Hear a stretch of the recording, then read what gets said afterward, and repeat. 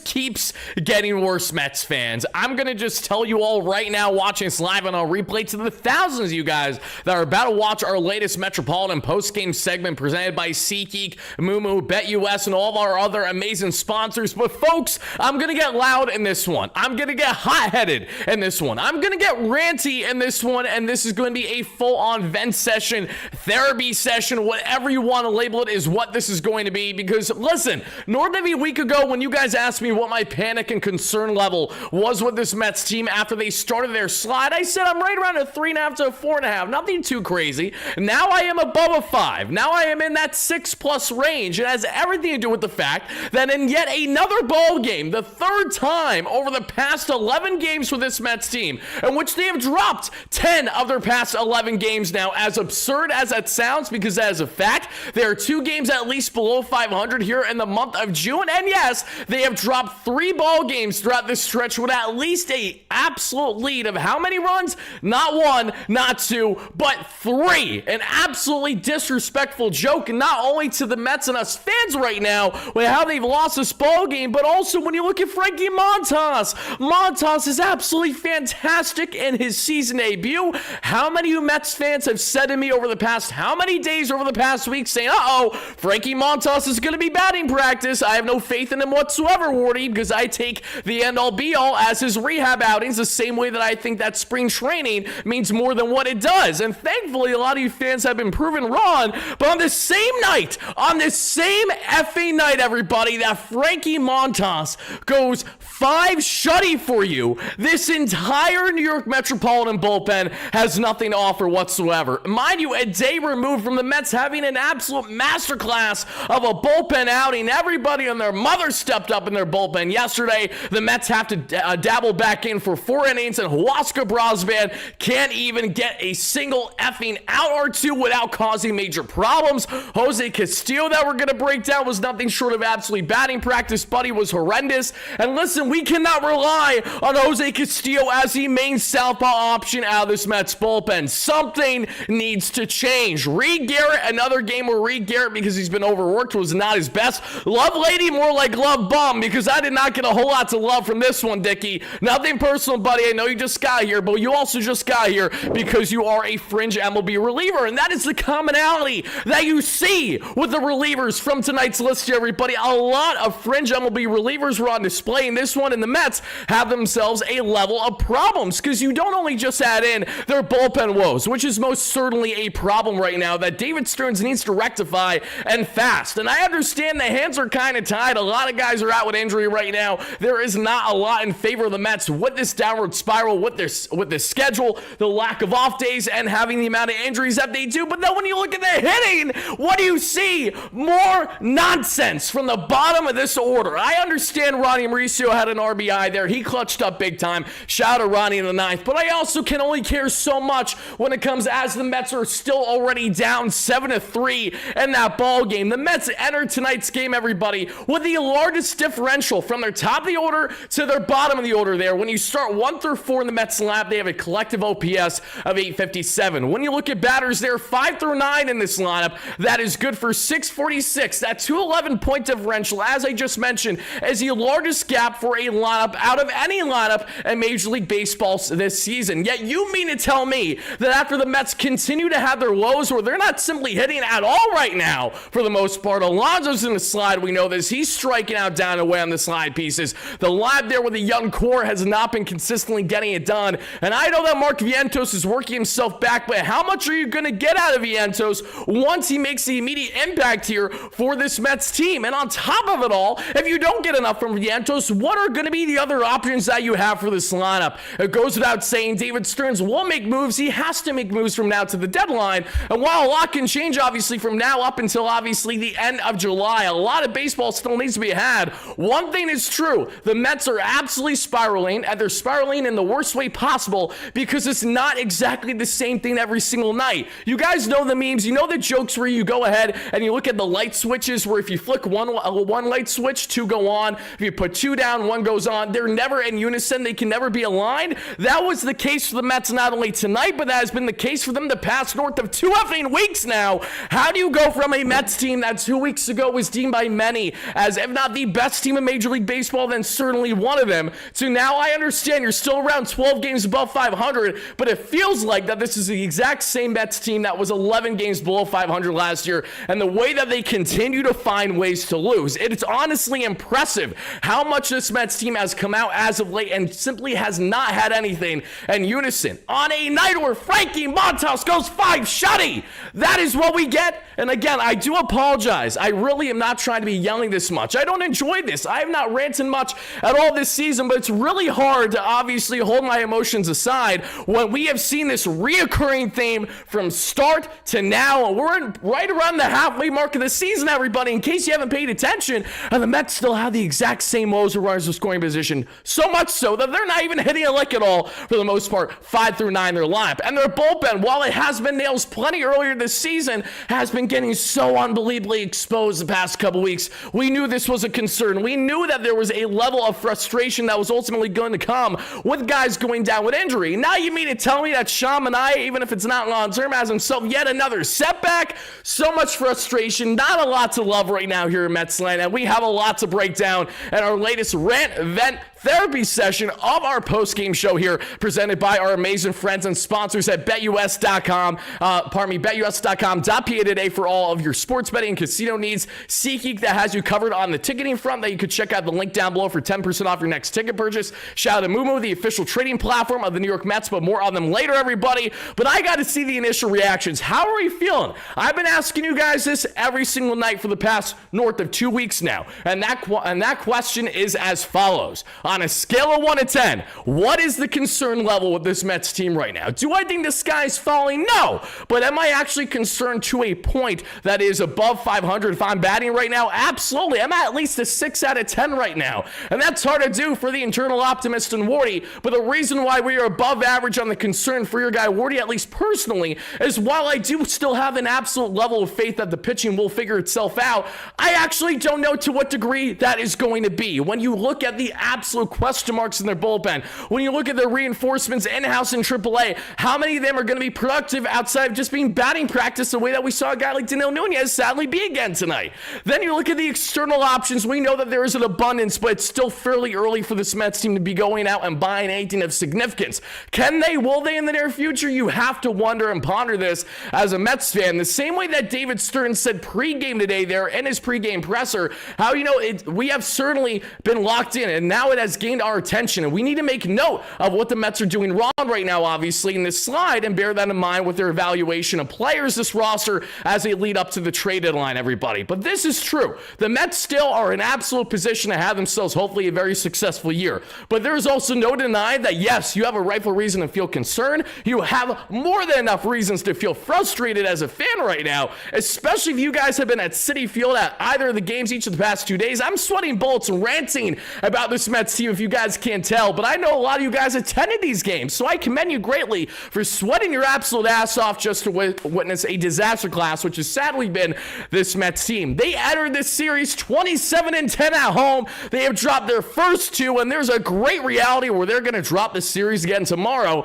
unless somehow, some way, something's going to change. Who's to blame, Morty? Mendoza, Cohen, or Stearns? Listen, there are multiple factors that go into this. You can't just sit here and say, oh, it's all Carlos Mendoza's fault. You can't sit here and say, oh, it's all David Pearson. Not David Pearson's. It can't be all David Stearns' fault, nor obviously is it Steve Cohen. Broken Jester, thank you so much for the $5 holla. I appreciate that a lot, my friend. Hope you are doing well, your daughter and everyone else there in your life right now. I know you're not happy as a Mets fan right now, though, everybody. And for me, where I'm going to put the blame is at a little bit of everybody. Where there should be blame on the fact that Huascar Brosban can't get more than an effing out to save his life. He has been so Jekyll and Hyde this past month, and I've been a Brazo guy, but he's pissing me off lately. I gotta be honest with you guys. It's hard not to be pissed off. Jose Castillo, this entire bullpen in general, and that's where, again, everybody, there's a balance of David Stearns, who can make the argument, maybe you wish he did a little bit more there, outside of, hoping more on the retreads on the DFA pickups via trade for $100,000, among other things, right? Again, Lovelady, who the Mets just signed today, or yesterday, I should say, of course, was really not all that productive outside of being another body in there. And the Mets have to deal with this rut right now, and that's the more frustrating thing too. There isn't an immediate solution to the pitching right now. They're not going to go out of their way to make a blockbuster trade tomorrow, and if they do, I'll be ecstatic, but I have to wait to see it actually happen, because right now, how this roster is constructed offensively on the pitching end, who is to blame for what? Carlos Mendoza can be absolutely put to blame to level degrees, and this is my humble opinion at least, when looking at the lack of production from the young players. Because listen, it's a lot to get young players going and clicking consistently, especially when they're rotating constantly, where they're actually playing on a day-by-day basis. There have been many occasions this season where we found ourselves kind of in a pickle with Carlos Mendoza and the decisions that he was making, not loving guys in certain parts of the order, certainly not loving guys like Jared Young as of late getting more DH reps, among others. But the counter is, he is just dealing with the cards that are dealt. It is not Carlos Mendoza's fault that the boys simply are not hitting a lick. That's where you look at, in my opinion, Eric Chavez and Jeremy Bonds. The Mets have had the same continued hitting issue going back to last season to a degree with runners in scoring position, and going back to last season in the sense of being somewhat of a top-heavy lineup. What is there going to be accountability? Is there going to be accountability? Because we have been beating this drum for how long now on what the Mets feel like they need to do, and what they may need to do, especially after a slide like this, is make an adjustment, make a change. Have you had a closed-door meeting in-house here that has been reported? Have you done anything along those lines over the past 2 weeks to try to get this team out of the effing rut that they find themselves in? Because it's really impressive the way that the Mets continue on a night-by-night basis find their way to find more ways to lose. It has been beyond frustrating. Rebecca, great member of the chat. Michael, how we doing? Stephen A. Ethan, how we doing? David, Nathan, Michael, Juan Diaz, great member, moderator with the $5 haul. Ultimately, it's on Sturds prospect hugging and dumpster shopping. This is why this trade deadline is massive if you are going to put any blame on Stearns. And I agree to an extent in the sense that the bullpen is not working to a degree right now. We all see that, right? The same way that we know who they picked up from last year, and Winker and Blackburn, and Siri entering this season, Montas up until today. A lot of the decisions and early signings that David Stearns has made since becoming a president of baseball operations haven't been anything groundbreaking. They may have worked, but they have not necessarily been stellar. What we have noticed more, and I think David Stearns has done a great job with, is being uber aggressive there with the bullpen, especially in that configuration throughout the course of the 62. I thought he did a great job of that last year, even with the ebbs and flows, and we know how much the first half is frustrating, and I expect Stearns to be savvy and to make the proper decisions on that front. But my concern here with David in particular, and I shouldn't even say necessarily a concern with David, but more so on an expectation I have for David Stearns, is that if he looks at this roster configuration, even if they say find themselves riding a high leading up until the trade deadline, let's say the boys get back on track and are on an absolute heater there in the final couple weeks of July. Even if that is the case, David Stearns needs to go out and he needs to make a splash. And he needs to do something more than a platoon corner outfield / DH bat and a back-end starter. He has to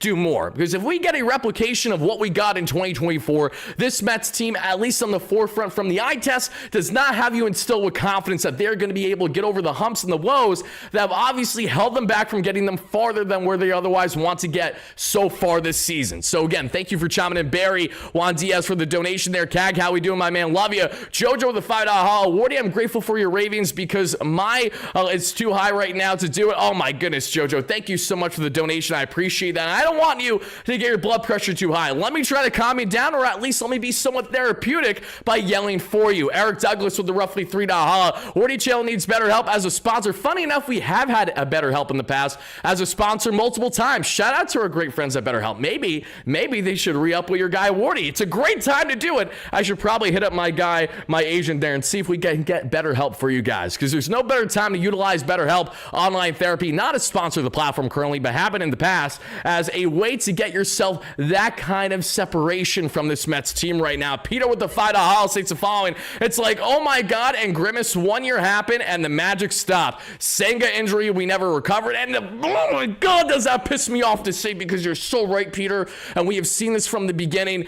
What about that Senga injury drives me up an effing wall, everybody? It's that Senga was cruising. Senga was our ace. Senga was absolutely dominating up until his injury. Absolutely dominating. And between Senga going down with injury, between Frankie Montas, who at the time was looking horrendous in rehab, but that doesn't matter now, Sean Manaea with yet another effing setback, there is a lot to be frustrated by. Paul Blackburn has the immediate slide and replacement for Kodai in the rotation. Yeah, miss me with that. Then you add in Tyler McGill gets placed on the IL just a couple days after Senga does as well. I know McGill is not going to be our ace, but we need reinforcements, and the Mets don't have that right now. So when you look at what you want to nitpick so much about this Mets team, what bothers you the most, what grinds your gears most as a Mets fan, remember, it's a collective effort. It's not just a single thing. And yes, that is frustrating to say because you can rightfully argue and say that this is a truly perfect storm for this Mets team and everything going awry. From their bullpen absolutely taxed and having to rely on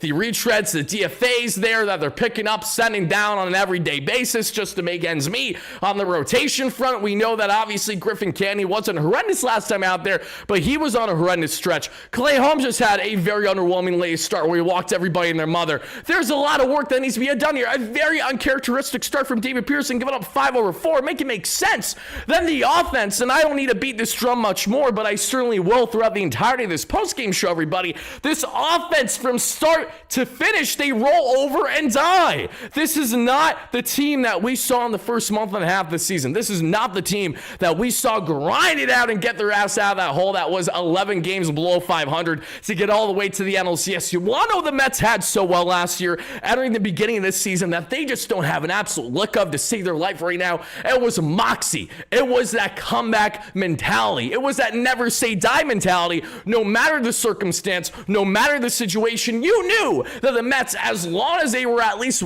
somewhat within reach, as if it's within 5 runs or so, you had confidence that the Mets could at least make a ball game of it. But right now, look at the commonality. The Mets blow a 4-run lead against the Tampa Bay Rays. Why was I at that game, Wardy? Idiot Wardy.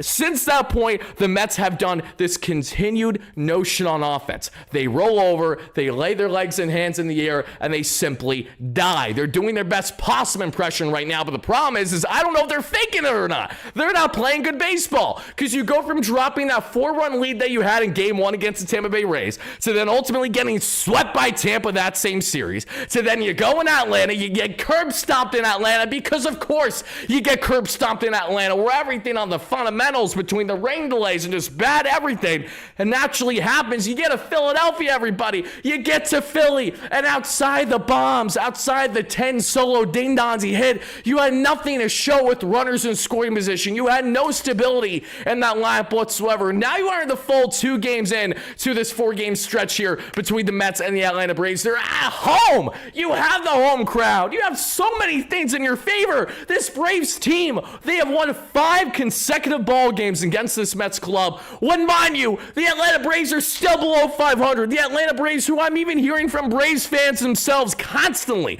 in my comments in the live chat, because I gave them so many props yesterday for saying, if you want to talk smack, go ahead. We got to take it to a chin. We're playing god-awful right now. But I saw endless comments from Braves fans saying that we really can't even be cocky right now because we know we're not playing great baseball. Braves fans even know that they're not playing the way that they should be, yet they're still getting these victories. And the Mets, oh my God, this was one of the biggest stretches that I was looking forward to this season as a fan. You have a 10-game gauntlet, 2 series here against the Atlanta Braves, 1 series here against the Philadelphia Phillies. What are you doing? What are you doing? I just don't get it. It's a perfect time to pounce. It is your absolute biggest rivals there in the NL East, and you're rolling over and dying and looking like the softest little thing of baby crap that you'll ever find yourself. Like, what are we doing here? I know for certain this team is better than what they currently are, and that's what pisses me off even more. There's nothing more frustrating when the Mets have pieces, and I understand a lot is in flux right now. We're going to break that down more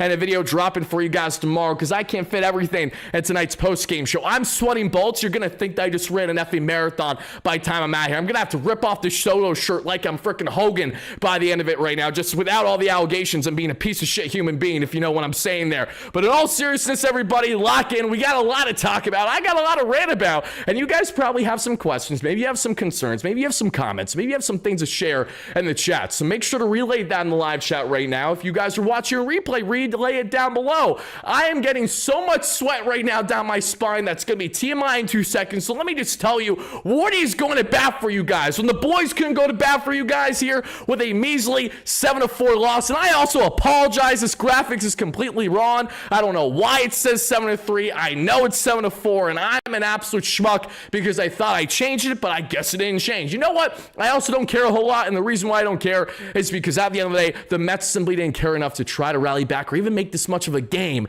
after they were up 3-0. Like, are you actually kidding me right now? Think about all the fans that sweated bullets, that actually had themselves passing out of heat exhaustion, doing their best Francisco Alvarez impression there early in the ball game for the Syracuse Mets. Yeah, if you don't know, Alvarez exited today's game early there in Syracuse after grounding into an inning double play because he had heat exhaustion and legit could not handle it. That's been brutal. What's brutal is the fact that I'm drenched in the effing sweat and the Mets don't even have a victory for me to break down and get excited about. There's nothing to it. Let's make sure that's okay. There we go. Now we got the score proper. 7-4 is how the Mets lost this one. Not 7-3, everybody. Whoop-de-effing-do. 1 run. All right, guys. One final thing that I got to say before we get on to breaking down this ball game, everything that transpired inning by inning, getting to your reactions, comments, concerns, and all that in between, everybody. I do just want to give a quick shout out. Look, I'm literally drenched. None of this is fake. I'm drenched. Look at Zeal, the Zealmeister right behind me on SNY. Shout out to them as always from the platform. All right, guys. If you feel like you want to see Mets game, or actually let me rephrase that. If you guys would like to be entertained, meaning you probably don't want to attend a Mets game right now, if you guys want to go to a concert, a comedy show, or maybe a different sport entirely, SeatGeek, with over 70,000 active events to choose from, has you covered as the #1 rated ticketing app in the game today for a reason. And SeatGeek will be a sponsor all season long here on the platform throughout the 162. Again, you don't need them for baseball, because I know you don't love your Metsies right now, but maybe you're going to love saving some dough on your next SeatGeek purchase, everybody, because as you guys can see, their ticketing scale system is amazing. The grading scale from 1 to 10 from red to green, meaning that if you're 1 through 5 range and more in the red, it's not a good bang for your buck. You're overspending, and you should not go to get those tickets more than likely. It's an honest review. If you're in the 7 through 10 rating and in the green, it's a great bang for your buck, and you should seek those tickets there and the SeatGeek app. So again, guys, whether it is going to be baseball tickets, comedy show tickets, concert show tickets, anything in the ticketing front, you name it, make sure to check out our great friends at SeatGeek by utilizing our promo code down below in the description, WardyNYM, for your next ticket purchase, 10% off. And shout out to them for being an amazing sponsor here on the platform. Now, guys, let's talk about it. I'm amped. I'm pissed. Oh, my God. You see how contrasting I am at night? It's like, you know what I feel like right now, everybody? I know I'm not the only one that feels this way. You want to know how I feel right now? I feel like I'm a gremlin. You know, I'm not Gizmo. It's the problem. You know, I'm one of the many gremlins that's churning at midnight because they ate or had some water touch them or something along those lines. Because when you guys watch my Big Mets updates videos and any content that I usually drop throughout the earlier portion of the day from morning to midday, it's usually la la la la la la la. Happy Wardy, a lot of happiness, a lot of things to talk about, a lot of updates of Mets land to get into, a lot of prospect updates, a lot of cool formatted things to break down for each and every one of you. But as soon as the ball games start, you take off not only what is the Wardy content hat, you take on the emotional hat and how Wardy is going to be after now dropping 10 other past 11 games. And I know, and I know for certain that I'm not the only one that finds themselves feeling this way. Let's see. And all right, Gremlins 2 was a classic film. It was a classic film. Gave me nightmares as a kid because I was a little wuss. Still am, but not as bad as I used to be. At least that's what I like to think. At least that's what mommy tells me. But all right, guys, enough of the tangent. Let's talk about why I'm sweating bullets and why the Mets have now dropped 10 other past 11 ball games. Because it has been absolutely brutal, and it had everything to do with this Mets bullpen today, had everything to do with the Mets' lack of situational hitting. Again, hilariously enough, on a day where the Mets lose this one 7-4 after having a 3-run lead, they actually did clutch up with runners in scoring position. The Mets were 4 for 7 today and left 6 on base. But the problem, it was less on actually hitting with runners in scoring position, and more so on just hitting in general. The Mets only had 5 hits here, leading to their 4 runs. They were out hit 8-5 to the Atlanta Braves, outscored 7-4 to the Atlanta Braves here, everybody. And how this ball game began here, mind you, Frankie Montas is towing the rubber. Frankie Montas, who did this? Who did this? We're going to break down here shortly. We're going to look more in his highlights, everybody, how to grade Frankie Montas' final line on a scale 1 to 10. So if there's any positives to take away from this godforsaken 2-game set thus far out of a 4-game set pardon me, not Atlanta, at Citi Field against his Atlanta Braves team. It is Frankie Montas. Start to marinate your thoughts in your head right now, everybody. Let's see it. And Scott, I'm going to get to that. Don't you worry. The reason why I have to recap is because there are people that missed and want to know how the hell did we get here. So that's why we got to do it. I will be rapid firing it, though, because trust me, I do not want to spend an hour breaking down the Mets losing their 10th game over their last 11-game stretch. But Frankie Montas, guys, I will give you my final score, my final rating on a scale 1 to 10. When I get to the point of actually breaking down his final line here. We are not there yet, so let's hop back here to the main slide and let's now make that happen, everybody. Thank you guys kindly for hitting that like and subscribe on as you first chime in. If you guys enjoy the appreciation, the dedication from your guy Wardy, make sure to reciprocate by just hitting those buttons. Thank you so much. Help us get to 200 plus likes for our live viewers, and to our replay viewers, help us get to 300 plus likes if you can, especially if you can relate with one Mets fan who is usually a big internal optimist, who only gets like this when things get really, really bad. And things have gotten really, really bad the past 2 weeks. And that's an impressive thing to do for a Mets team that was 21 effing games above 500 entering this 10 plus game stretch. But I digress, everybody. In the first, we'd see Ronald Acuna Jr. called out and strikes Frankie Montas, first batter he faces this season, doing, something that Paul Blackburn sadly couldn't do in his first start there against the Atlanta Braves. He gives up a bomb right away to Ronald dead center. In the case, however, of Frankie Montas, who had the velocity working, he had a lot working in this one. And Scott, I got water, baby. Don't you worry. I'm high. You guys water out of me? Trust me, we're locked in tonight. Don't you guys worry. The same way that we saw here, Ronald Acuna Jr. strikes out on an absolute nasty fastball to begin this one, everybody. That was 96 paint there right down the pipe from Montas, and that kickstarted this ball game. So I'm loving it. I'm like, okay, Frankie, getting the first batter out. And guys, and you know what? We're moving this shit because I'm so mad tonight. F this. Sorry, guys. I'm getting a little unhinged. Also, don't care.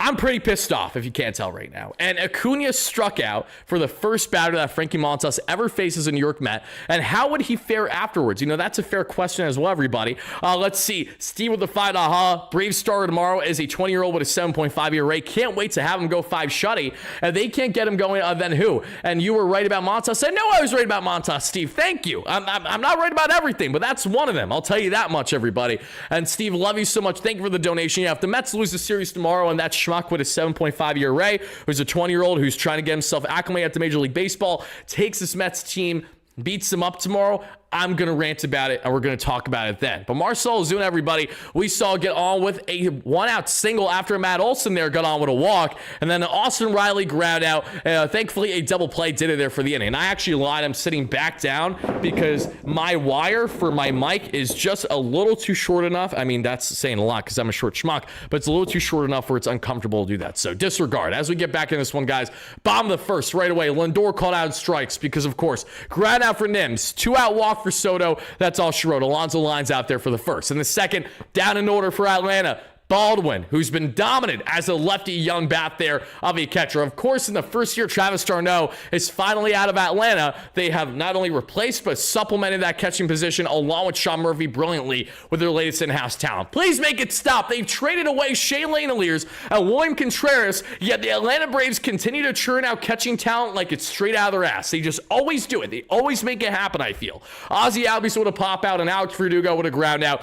Does it for the second. In the bottom of the second, well, the Mets do, everybody, they go down in order, sadly. That is the reality of the situation that we have here, everybody. And this is intolerable. Yeah, it has not been fun, to say the least. As we get to the bottom of the second where the Mets go down in order 1, 2, 3, we then get to the top of the third. We're in the top of the third after a Michael Harris strikeout, a one-out single for Nick Allen, and Acuna walks to 2 on, 1 away from Matt Olson, who flies out. Then after Matt Olson fly out, Acuna steals his 4th bag of the year, and Ozuna strikes out swinging on what was a fantastic exchange between Ozuna and Montas. A 6-pitch at bat there that had that nasty forcing fastball, 98 down and away, and got him to swing and miss, folks. That does it for the inning, and Frankie Montas escapes the 2-on, 1-out jam unscathed. Love that from Bulldog Montas. And miss me with the nonsense again, all you schmucks that watch the content. I appreciate it. I love you guys so much, but I'm going to call it how it is. You guys are a schmuck if you are one of those fans that truly believe that Frankie Montas would not at all be productive based on a month's worth of rehab outings, because because that clearly trumps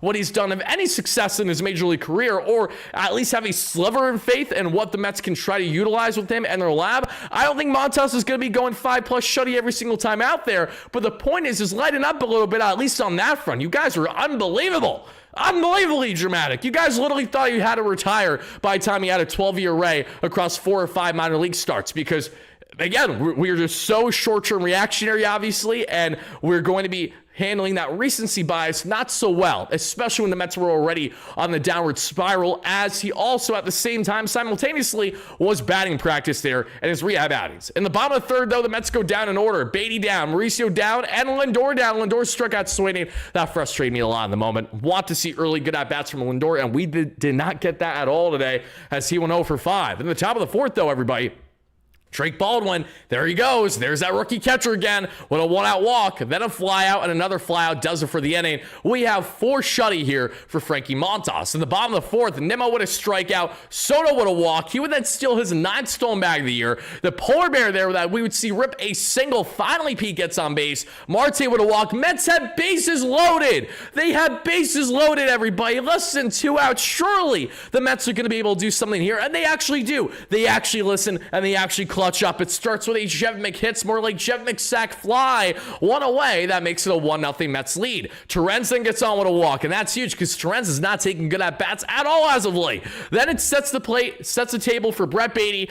Bases loaded for Brett, and what does the hitman do? Brett Beatty steps the heck up is what he does. With 2 outs, he rips himself a 2-run single that drives in a pair, and that gives the Mets, at the time at least, a 3-0 lead. And as Mauricio strikes out to end the inning, everybody, I was saying to myself, Mets up 3-0 against Atlanta. Maybe they're actually going to win this ball game. Maybe they actually have the vibes starting to go in their favor. Maybe, just maybe, this is starting to turn the tide. But little did we know, or maybe you didn't know if you've been following along, but the Mets would find a perfect way to have this blow up completely in their face. In the top of the 5th inning, Nick Allen with a 1-out single, Acuna with a strikeout, and Olsen with a flyout. A clean inning, everybody. And that does it for Frankie Montas' final line. Appreciate the dominance that was Frankie Montas, and I know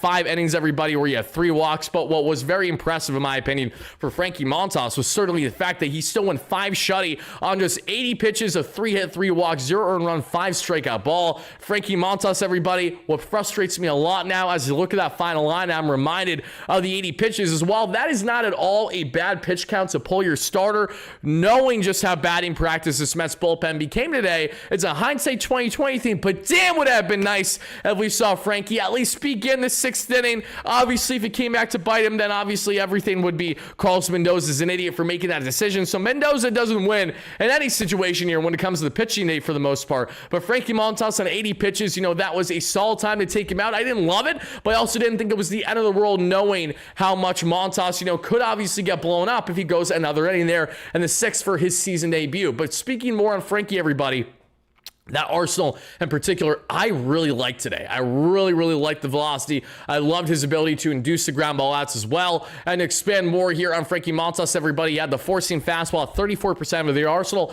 topping out 98 and sitting 96. The sinker at 29%, topping out 98, sitting right around 96. The cutter at 26%, topping out 92, sitting right around 89. The changeup at 10%, topping out 88, sitting right around 86. And the slider at 1%, topping out 84 and sitting right around 84. Folks, Frankie Montas' season debut goes 5 shutty against the Atlanta Braves. That is, without a doubt, without hesitation, an easy 6 to 6.5 out of 10 from your guy Wardy. I'm actually kind of conflicted as to what grade I like there, so I am going to pick, let's do this.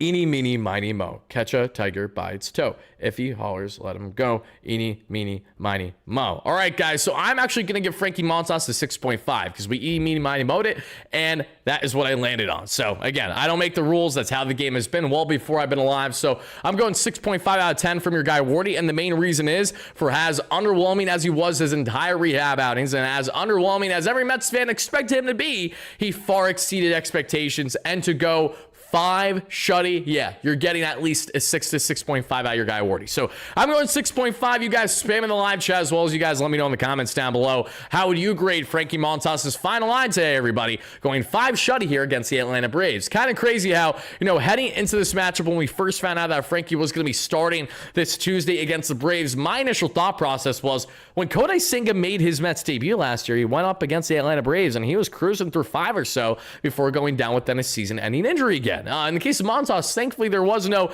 injury part as he trotted there fine to first base, but Montas did what we need him to do, and that is all you could ask for in this one. It was a quality start. Bullpen effed it up. Yeah, that's an understatement as well. How about some Braves highlights? You can actually head over to the Atlanta Braves official YouTube channel or their select smaller YouTube creators in order to consume more Atlanta Braves content. Here is for Mets fans specifically that are more frustrated about their losing ways to the Atlanta Braves and showcasing what Atlanta does right, because this is not Wardy ATL, at least not yet, and I'm saying that obviously as a massive joke.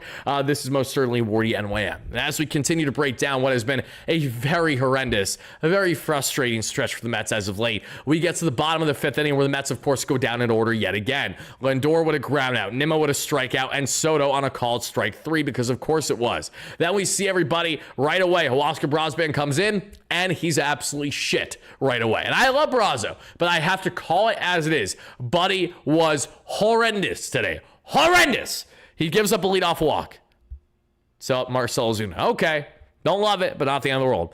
He then walks Austin Riley back-to-back. So you're already saying to yourself, why in God's name did we even take Frankie Montas out of this ball game if we were just going to walk everybody and their mother on the bases shortly after? And then, talk about walking everybody and their mother, let's just walk Drake Baldwin again as well. That loads the bases with no outs, everybody. And Ozzy Albies makes it a 3-1 ball game with a sac fly. Then we see Jose Castillo come in, who is our true only lefty option to consider. And right away, he gives up a single right there to Eli White, because Eli White comes in to pinch hit for Alex Verdugo. Smart decision-making by Mr. Snitker, and stupid decision-making in hindsight by Carlos Mendoza for thinking it would stay the lefty-lefty matchup. From there, Harris, mind you, Michael Harris has been one of the biggest liabilities so far offensively for the Atlanta Braves this season. Yeah, you mean to tell me in a lefty-lefty matchup that Jose Castillo does what? He hits the dumbass. This is what the dumbass hits him, is what I should say. And I don't mean to get too profanity here, but again, we lost 10 of our last 11. I'm allowed to say some things, right? Wardy after hours, 11 p.m. Eastern, deal with it. It's going to happen every once in a while, and I apologize, everybody. But regardless, Castillo does the Mets no favors here. He's trying to come in and get some outs. He does nothing in the process. He allows a runner to get on via hit by pitch, and bases are loaded for Nick Allen. Nick effing Allen, the defensive masterclass, but an offensive disaster class, is nothing but a positive for the Atlanta Braves in this one, as he ties the effing ball game with an RBI single, because of course he does. Afterwards, Jose Castillo, who came in and did absolutely nothing but cause problems, exits this ball game, everybody, and then we see Reed Garrett come in. And what does Reed Garrett do? What is the big bearded, the red-headed, I shouldn't say headed on the hair, but more on the beard, what does Reed Garrett do, everybody? He strikes out Ronald Acuna like a bulldog right away. But then the worst thing possible happens. Matt Olson rips a 2-run single that makes it a 5-3 Atlanta Braves lead. So the Mets not only blew the 3-run lead for the third time in the past 11 games, but now you mean to tell me that they are down 5-3 and it would continue, because Ozuna would get on with a walk, because you get a walk, you get a walk, you get a walk, you get a walk. Everybody and their mother has to get on base in this one for Austin Riley, who then strikes out swinging, thankfully. But what the effing do, Basil? It doesn't matter, because the Mets will go on to lose this one anyways. Alonso strikes out, Marte strikes out, McNeil with a 2-out single, because he's the only man that cares. Obviously, I'm joking. Please pick up on it. Terren strikes out swinging. So 3 strikeouts for Pierce Johnson, who makes the Mets batters look silly after Spencer Strider yet again did not have a dominant start. I mean, he did have 8 strikeouts. I will give him that. But Strider was hittable yet again. The Mets handled Strider pretty well for the most part. He gave up 3 runs over 5. Spencer Strider had a worse start than Frankie Montas today. And on the same effing day that Frankie Montas out-pitches, out-duels Spencer effing Strider, you mean to tell me that this bullpen does what? Richard Lovelady, Dickie Lovelady, as we're going to label him today, he gets a ground out on Drake Baldwin. He gets an Ozzy Albies line out, and then he gets Eli White ground out. Then Rafael Montero, the former New York Met, turned Atlanta Brave after being traded there from the Astros earlier this year. He gets a 1-2-3 as Beatty, Mauricio, and Lindor go down in order. And the top of the 8th, everybody, we would see Fairchild strikeout, Out with a ground out. All right, guys, so you got some great early work from Lovelady. No need to push this, and what happens? We push it because we know we have to. We don't have any other guys to really consider in the pen right now. Acuna gets on with a two-out walk, and that does it from there. A Matt Olson double, his 20th of the season, makes his 6-3. Ozuna with a walk. Riley with his 14th double, makes his 7-3. And again, look at the context of these hits. I know that Olson, it was a lefty-lefty matchup, but he hit that well. And then Riley, of course, he's going to eat up a soft tossing lefty for breakfast. He does exactly that. It's 7-3 Atlanta. We get to the 8th inning. The Mets go down in order between Nimmo, DeSoto to Alonso in the 9th. We see Albies, White, Fairchild out of here.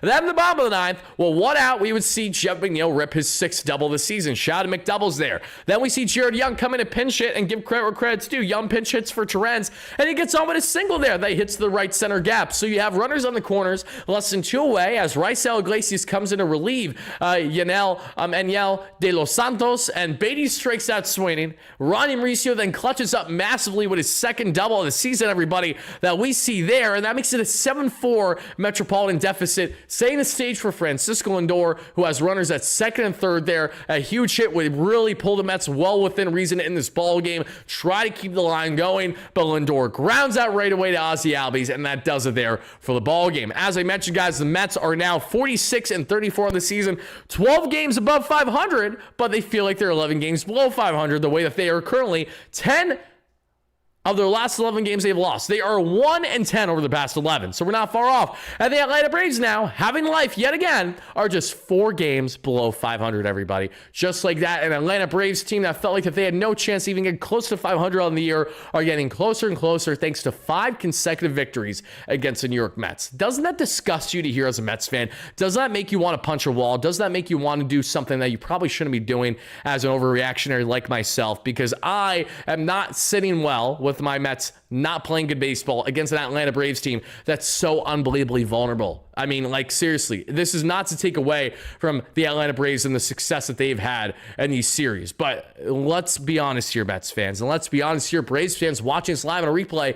You and I both know damn well, very well, that the Atlanta Braves are not the same team that they have been in previous years. And the fact that the Mets have not shown up and instead rolled over and died as consistently as they have in more dramatic ways than not against the Atlanta Braves or their past 5 games to begin the season against their arch rivals is what makes this stain 10 times worse. And Suki in the chat says, I have a couple questions. I know it's June, but at what point do you start to worry if it's not now? I'm just completely frustrated and have no idea what to think. So again, just my opinion. Again, if you guys are just asking for Wardy's opinion here, and I'm being honest, I do believe that there's not only a level of concern, but that level is completely indicative as to who you're talking to. For me personally, I'm not at a point of worrying like it's, oh my God, the sky's falling. You know, the Mets are absolutely screwed.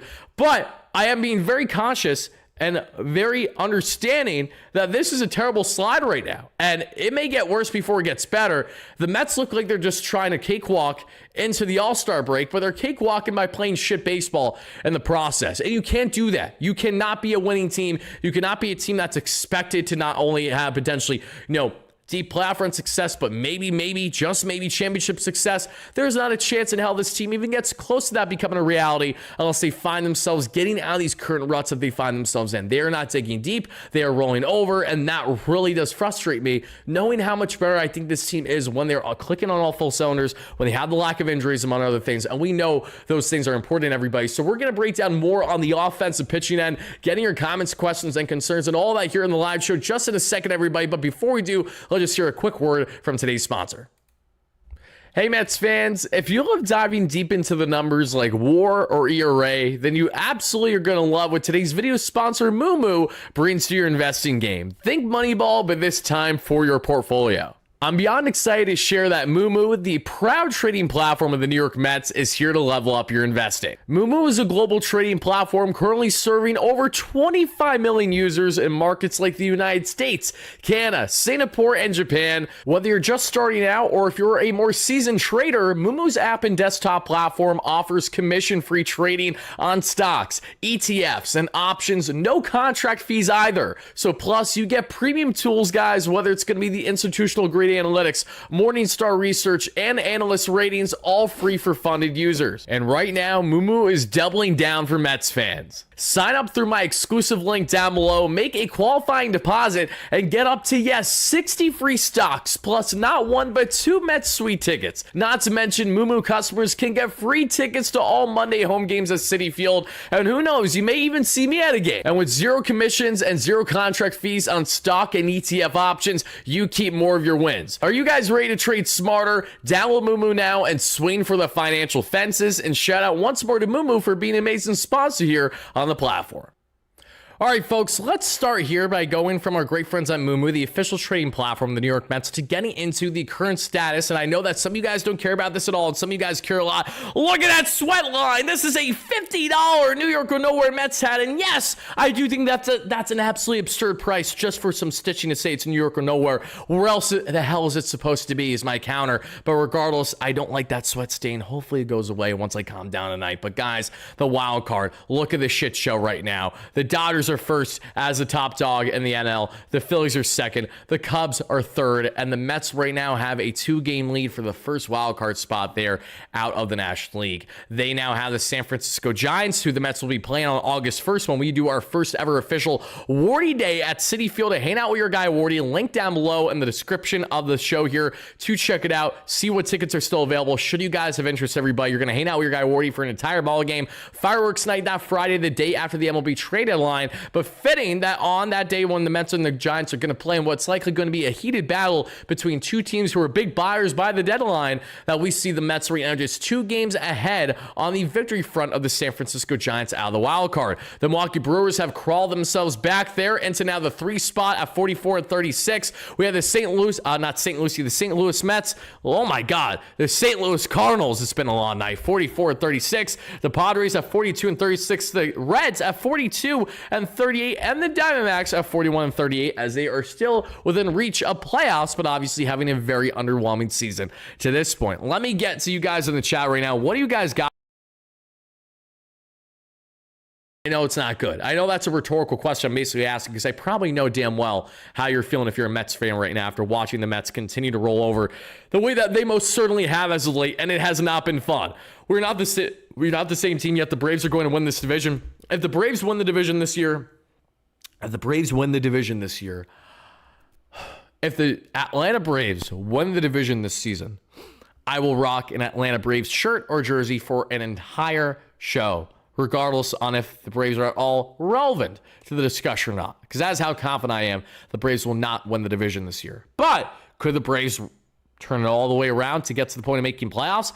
They would be the first team in MLB history to do so, given how they started the season. But anything can happen in today's game. Today's game is not like how it used to be, and it is certainly one to change the record books, the history books, especially when you have different things that now are more favorable to batters and to base runners today than what you otherwise had back in the day, depending on what era of baseball you found yourself in as a player. I'm not a fan of how Carlos Mendoza is managing the team. I mean, you and us both. I mean, I think everybody is not overly happy with how Carlos Mendoza has mismanaged this Mets team as of late. But here is the great question, everybody, that we have to ask ourselves, and that's why I'm going to ask each and every one of you right here, right now. How much of it is on Mendy?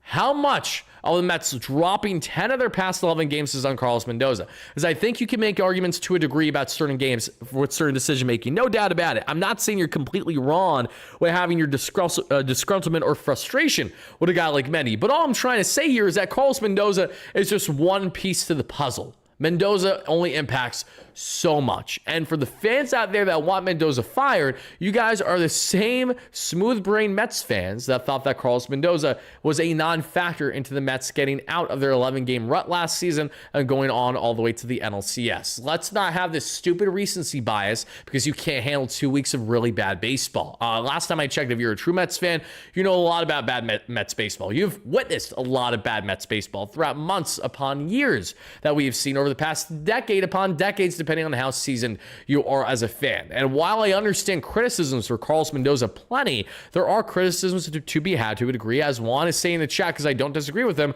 on David Stearns. And it's okay to say that. While knowing that David Stearns is still a very smart president, I do have a lot of faith and trust in his decision-making. But right now, we are at a point in the season where there is not any rosters, not only roster flexibility, there's none, but there's no roster stability either. And that is where, again, as you guys are saying in the chat about the injuries, I agree that Mendoza's hands are more tied there.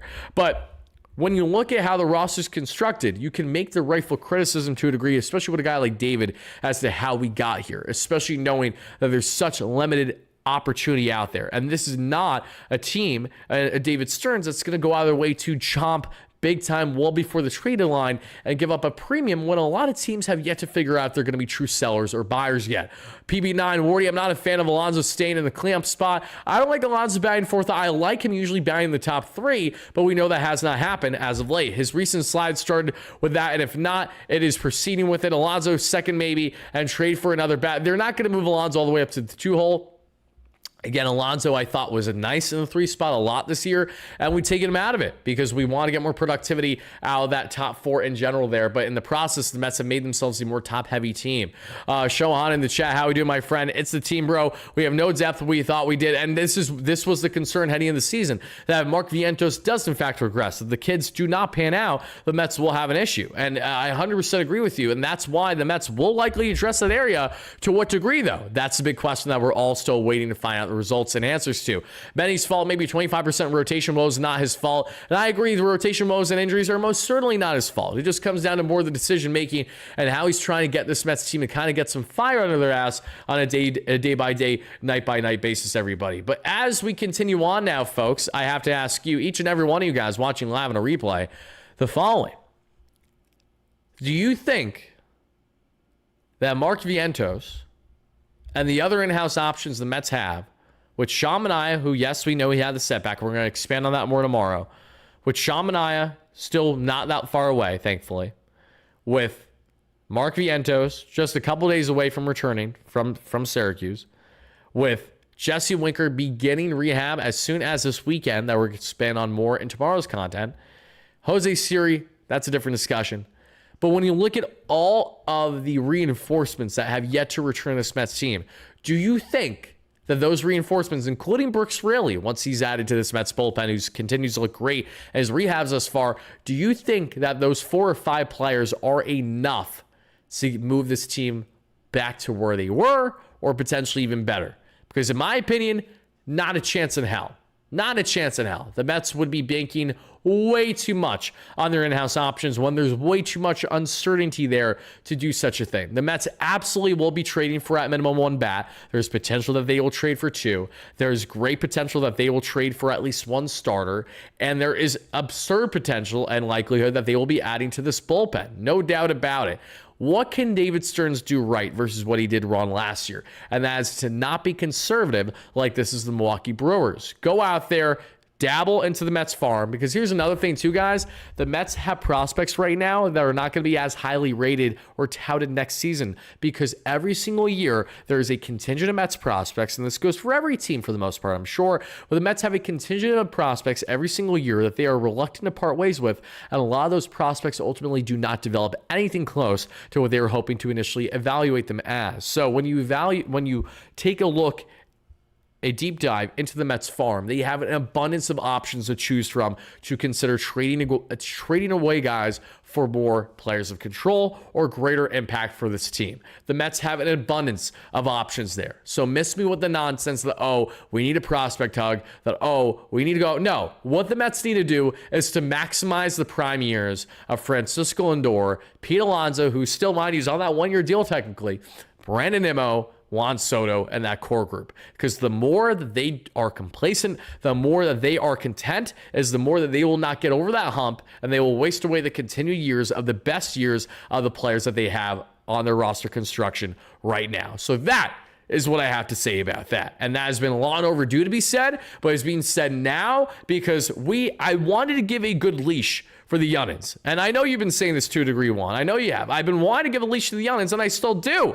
But it's hard to give a leash to the youngins when they are consistently underperforming one way or another, when there's no unison, right? And I like the flashes of the Beatties, the Mauricios, the Acuñas when he was here, who of course had a multi-game tonight for Syracuse right away because he's a dog. Color me shocked. You get away from the Mets hitting coaches and Eric Chavez and Jeremy Barnes, and you know how to hit again right away. It's almost like that there is a connection there. I'm half joking. I know Syracuse and the New York Mets are very different types of ball clubs, very different leagues, but point I'm trying to make here, everybody, is that you give a leash. That's why the Mets did not bring back Jose Iglesias, right? They gave a leash to their young players, and we are right around the halfway mark of the season. And what has been the reality of these young players is that every single one of them has been underwhelming. None of them have been consistently good enough to warrant playing every single day. All of them have been either good, have had some flashes of greatness, have had a vast majority of underwhelming play, and that has been too much of a commonality with the abundance of options that they have. It's not just one player. We're talking all their young players, for the most part, have not played consistently well enough to warrant like that they're a true lock to being here every single day. And then you add the catching position. Let's not forget about that, guys. Francisco Alvarez being sent down hurts this team greater than you initially think, because as Alvarez has not been performing well at all, we know this, Torrens has not been either. And the more that Torrens continues to slide, the more that Senga is nothing more than a defensive dynamo there as a catcher, the more that you guys will be underwhelmed, and you will be calling for an Alvarez call-up as soon as his ass starts to hit, decently at the Syracuse level, if not sooner. So I think that's what I have for you guys tonight. I don't have like an endless amount of things I want to expand on this one. I'm just really pissed off. I'm really not happy with how this Mets team is performing right now, and I'm furthermore not happy because I feel like that this is one of those things that doesn't have the immediate fix. It doesn't. It doesn't have a situation where even if the Mets did a big trade tomorrow, it's not necessarily going to be the difference. They need to dig deep. They need to get this spark, and they need to find it the way that they found it a season ago. Until then, the Mets are going to probably continue their losing ways. They're on the cusp of dropping a 3 out of the first 4 games against the Atlanta Braves at home this season, and that would be 6 consecutive losses against the Atlanta Braves this year. So yeah, Wardy is not happy right now, if you got to ask me. How do you think the Mets will approach the trade deadline? James, I just relayed it for you guys. They're going to be looking, not only they're going to be, they are. We have already broken down the reports over this past week, and we have more to get into for you guys tomorrow. The Mets are in the market for pretty much every area, from outfield to infield to bullpen to rotation. They will be dabbling in all those areas, but it's up to David Stearns and this Mets team to be smart, to be savvy, and to be diligent on finally parting ways with some prospects that they feel are worthy of it to add the proper reinforcements for this team. Otherwise, I do not know that they are going to be having enough depth and enough quality throughout the final stretch of the season to get them where they want to be, which is not just playoffs, but it's to go out and get even farther than 6 games against the Dodgers and the LCS. The Mets have talent to make it happen. They have pieces to make it happen, but they need to come together in unison. They need to dig out of this rut, and they most certainly need to come together now while everything, and I mean everything, is in flux for this baseball team. So you see how we started this show screaming the first 20 and 30 minutes, to now nice, calm, and cool, and comfortable. This is what happens when we talk it out together and have our latest vent/therapy session. So that is going to do it for our latest post-game show. Thank you all so much again for watching. I hope you guys found yourself enjoying the content. If you did, hit that like and subscribe on your way out, guys. Please help us get a 200 to 300 likes by the end of the live show. Whenever you guys consume it, help us get to our next short-term goal on the platform of 34,000 subscribers, in which we're giving away, yes, a new Mets jersey of whatever player you currently want on the roster. Once we hit 34K, I believe we're right around 400 or 500 subs away from making that happen. So hit those buttons. Thank you again for watching. Let me know all your thoughts in the comments down below. To our replay viewers, I'll see you all tomorrow for more, hopefully positive content. Hopefully, because right now, I just want to get some sleep. Let's go Mets, baby.